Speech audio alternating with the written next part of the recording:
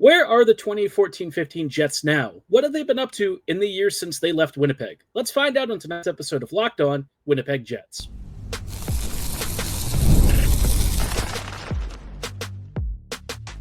You're Locked On Jets, your daily podcast on the Winnipeg Jets, part of the Locked On Podcast Network, your team every day. Hey friends, and welcome to tonight's episode of Locked On Winnipeg Jets, part of the Locked On Podcast Network, your team every day. Everydayers, thank you so much for joining us in tonight's episode. I'm your host, Harrison Lee, an avid Winnipeg Jets fan and an online blogger. You can follow me on Twitter at HLivingLoco and at LO_Winnipeg Jets. Thanks for choosing to make us your first listen of the day every day. If you like what you're hearing, be sure to like, follow, and subscribe on all of your favorite podcasting platforms and YouTube. Doing so, of course, is always free of charge and ensures you never miss another episode. Most of all, though, we just love and appreciate your support. Tonight's episode, we are doing something a little bit different. I'd like to start a series for the next week or two, really looking back at some of the previous Jets teams that, have been around since I was a fan, which I started around, the 2014-ish, 2015-ish season. So it's been about a decade of Jets hockey now. And I thought it would be kind of cool to look at where Winnipeg's players are, especially the guys who have since departed Winnipeg's organization. We really don't have anyone from the 14-15 year left. So this Jets team is certainly very different than it was back then. But a lot of these guys, even after they left the Jets, either continued to play in the NHL somewhere or have had maybe differing careers. Maybe some went to Europe, maybe some became coaches. We're going to find out what some of these guys have been up to throughout the org and simply, what are they up to these days, right? Before we dive into that, though, did want to let you know that today's episode is brought to you by Monarch Money. Take control of your finances with Monarch Money. Use code LOCKEDONNHL at monarchmoney.com for 50% off your first year. Now, we're going to start off with some of the forwards. Now, we're not going to do every single forward. I chose some players who maybe were slight fan favorites or had maybe a bit of a cup of coffee with the franchise. Maybe some of these dudes were a little bit longer term. One of the guys, Jim Slater, was a Thrashers player. He's been with the organization for many years, and so I thought it would be kind of fun to pick a couple of names that maybe you haven't been following as closely. The first guy is Michael Frolik. Frolik, if you all remember, was one of those Swiss Army knife players. The closest one I can think of that really matches who he was for this current Jets team is probably Nino Niederreiter. And for, the young Czechia guy, he was a big piece of the Blackhawks' depth. And then, once he actually came to Winnipeg, they started to realize he was a little bit more than just a middle six kind of player. He didn't have like crazy seasons with the Hawks, but the moment that he stepped in Winnipeg, it just seemed like the Jets were starting to see a lot more skill from him, right? He'd had a couple of years with the Panthers that were pretty decent, had a couple of solid bottom six runs with the Hawks, or at times middle six, some successful playoff runs too, and then came to the Jets and played such a valuable utility role with Winnipeg up until the 14-15 season, where he was, one of those guys who maybe would drop 40 points, but every time he stepped on the ice, he was really good at driving shot share. He had very positive offensive impacts, and overall his two-way game was really fun to watch. In the intervening years, he spent several years as a member of the Calgary Flames, definitely started slowing down after he left Winnipeg. The first year or two with Calgary was very solid, but as time went on, he had some injured seasons, and, age just sort of catches up with you. And by the 2019-2020 season, you could kind of see the writing on the wall. He spent some time with the Sabres that year as well. And then in 2021, went on to move to the Montreal Canadiens for just a couple of games. Really couldn't stick it there, and finally moved back overseas home, where he went back to Czechia and ended up playing for Liberec and Kladno as of the year before this past season. So don't know if he's really playing a lot of hockey right now.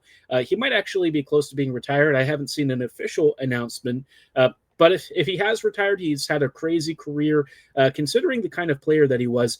You think about a lot of these middle six utility guys, you don't really see a ton of them having, the longevity that he has had. So really impressive to see him do this. He's even had some Olympic hockey action in the past few years. He played in the 21-22 Olympics for Team Czechia, and, obviously he didn't play a ton, but that's still a pretty darn cool honor, right? Getting called up by your national team, playing in the Olympics, that is an amazing experience, and one that I'm sure that he would not give up for anything. So if Frolik has indeed retired, it may have happened, maybe after the previous season.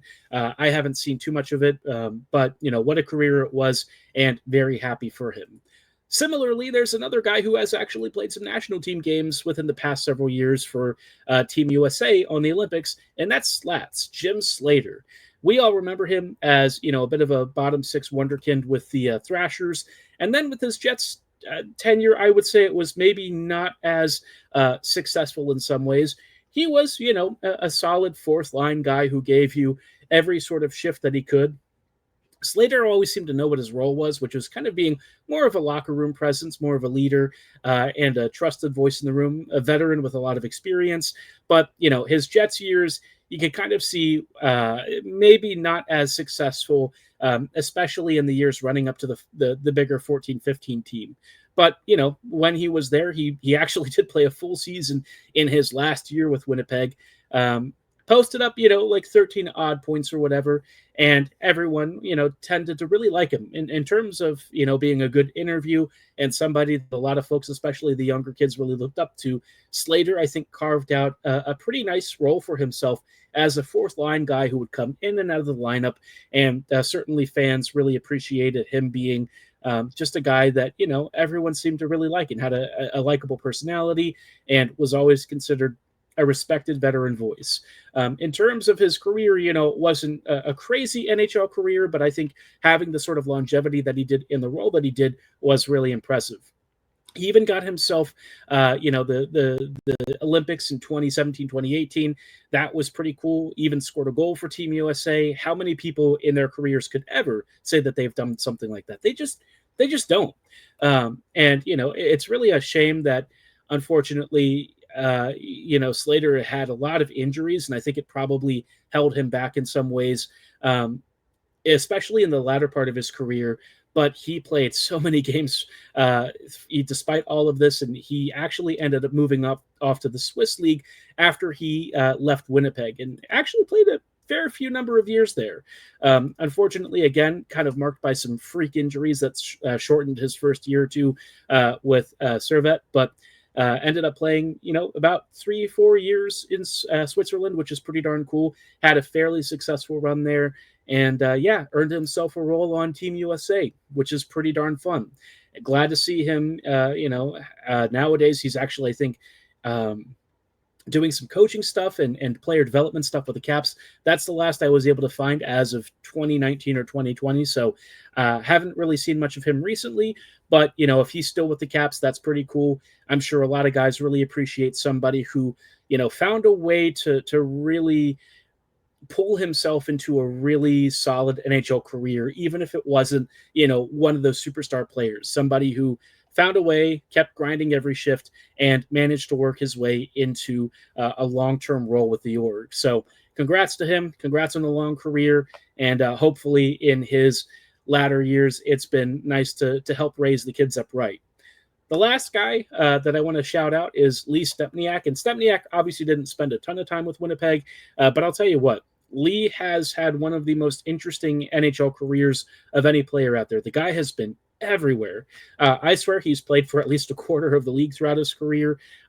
His Winnipeg stint was only like 20, 25 games, but I'll tell you what, everyone loved him. He was really fun. I was gutted when the Jets didn't bring him back. I thought he was a fantastic rental.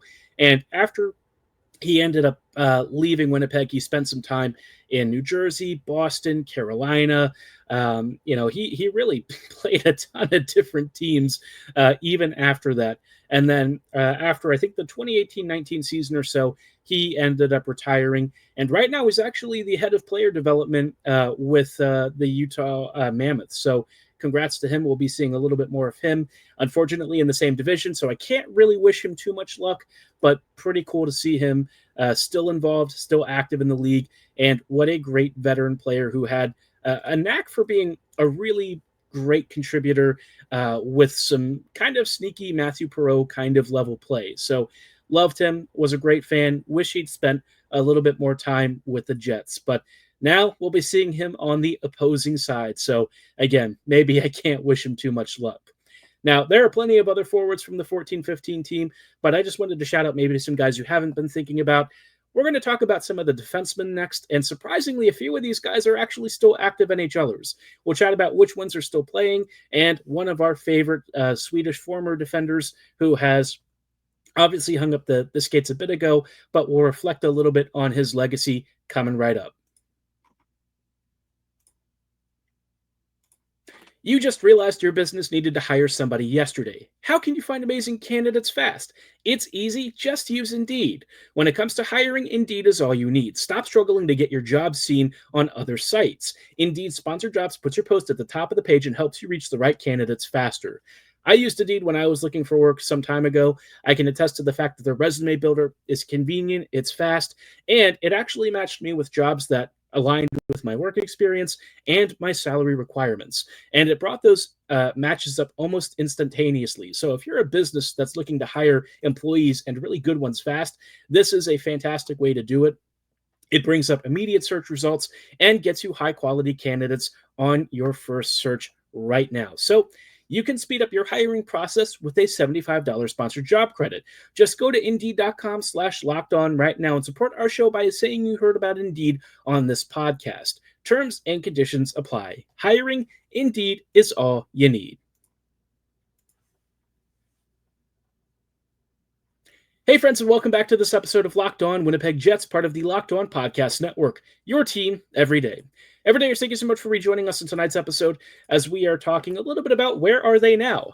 Some of the players from Jets yesteryear from the 14-15 squad. We're taking a look at, the first Jets playoff team that we ever had.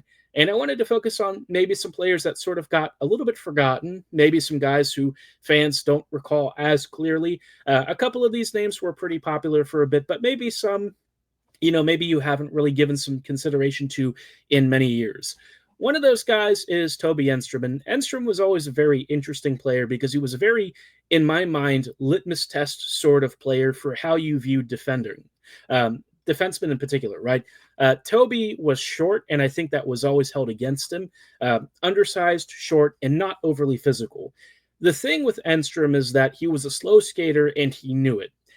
Toby understood that he had a lot of physical limitations compared to, at the time, a lot of the big burly defenders that he was playing alongside. And so what he often did was he kind of cheated in some ways. When you really think about it, he got an extra long stick that gave him an enhanced reach, and he used incredible IQ and positioning to try and cut off passing and shooting lanes well before they really developed. And because of that, he actually had one of the best defensive underlying metrics we've seen on this team ever. The closest guys that we really see are players like Sandberg, who are big shutdown guys. And Toby was doing this in an era where hockey analytics was really just starting to take off.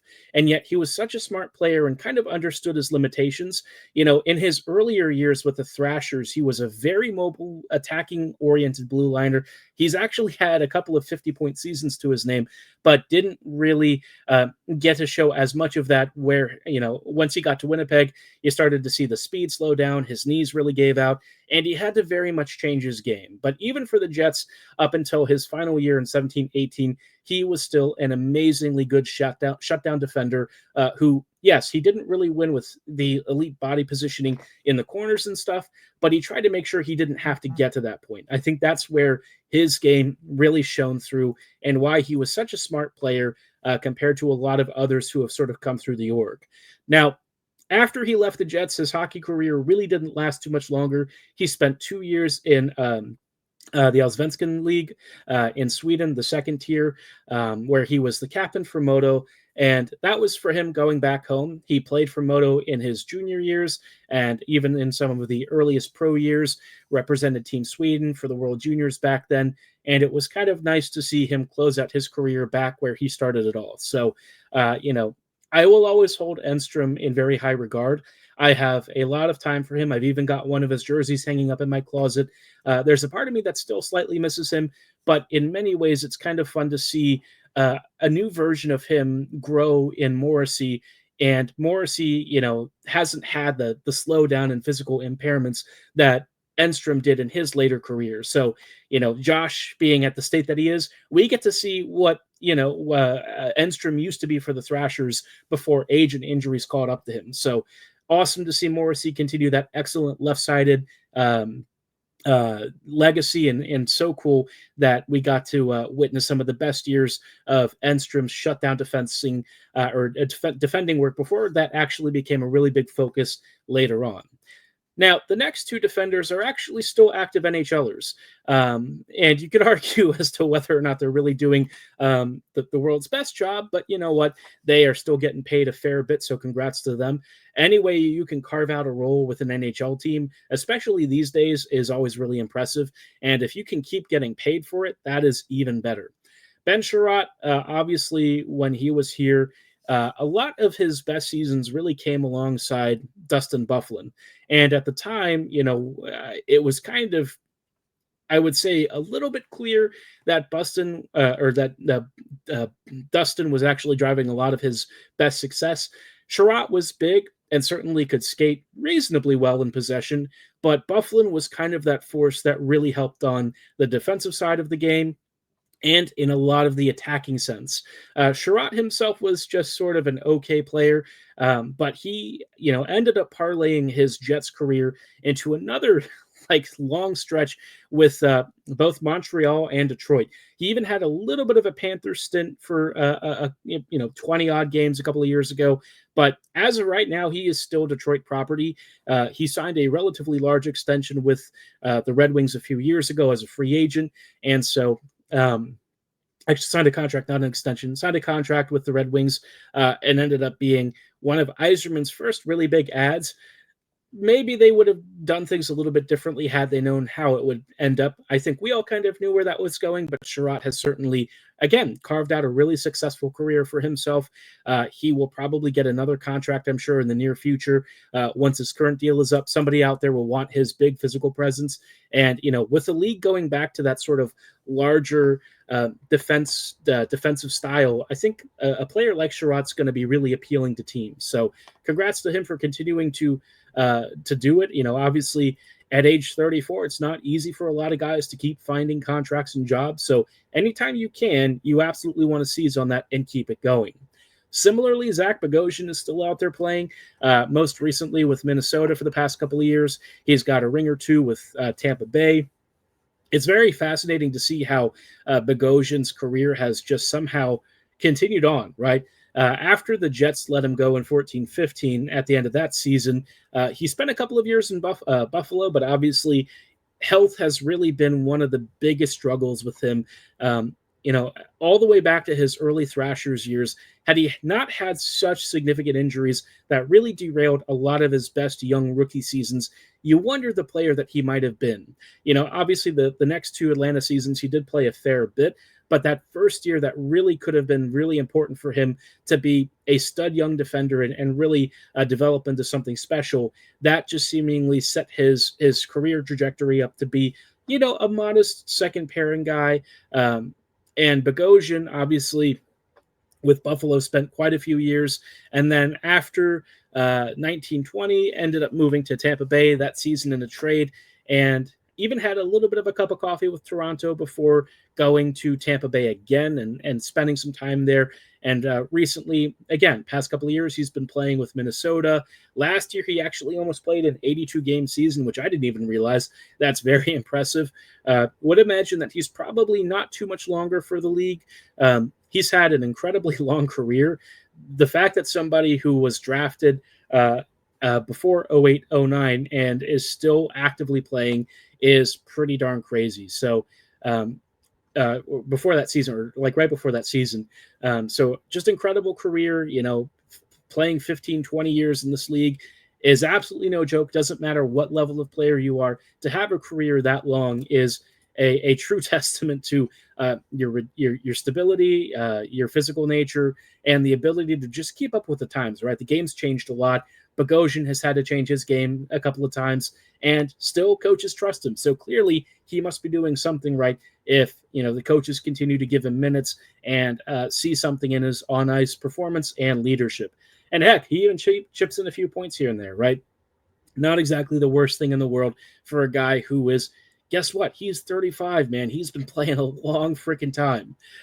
He spent time like across 3 or 4 different organizations and is still somehow chugging along despite all that. So crazy career. Oh yeah, 929 games. He actually could hit the 1,000 mark this year. So congrats to him. And we'll hopefully see him hit the 1,000 mark here at the end of this upcoming season. But speaking of other players on the back end, I wanted to chat about 2 former goalies from the Jets. These guys, you remember them well, Michael Hutchinson and Ondrej Pavelec. Most people can't name all their financial accounts or even what they're worth, whether it's 401ks, properties, or investments. And when you don't have the full picture, you can end up leaving money on the table. That's why Monarch Money is here to help. It's an all-in-one personal finance tool that brings your entire financial life together in one clean, easy-to-use interface on your laptop or your phone. Monarch does the heavy lifting for you. You can link all your accounts in minutes, see clear data visuals, get smart categorization of your spending, and finally feel in control of your money without ever touching a spreadsheet. It's great for those of you who have partners and spouses.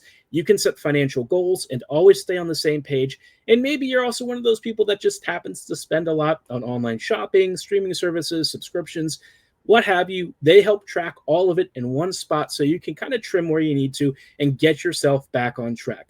Don't let financial opportunities slip through the cracks. Use code LOCKEDONNHL at monarchmoney.com in your browser for half off your first year. That's 50% off your first year at monarchmoney.com with code LOCKEDONNHL.